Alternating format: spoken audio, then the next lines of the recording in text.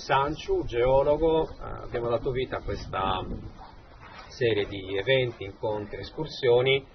che ci daranno una lettura dei paesaggi che andremo a vedere sia dal punto di vista geologico, come giusto che sia, quindi sapere anche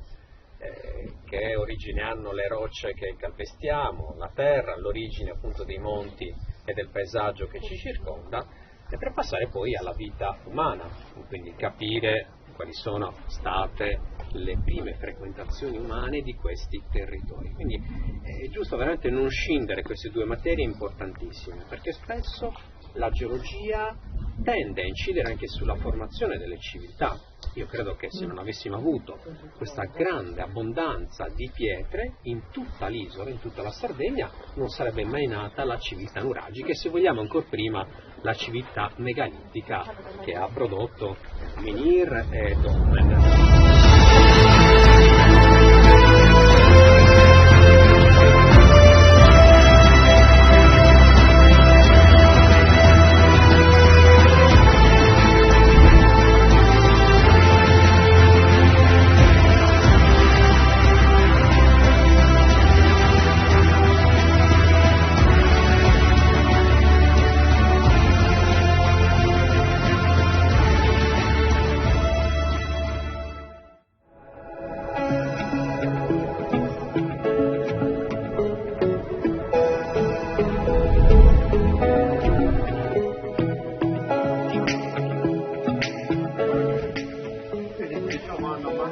Quello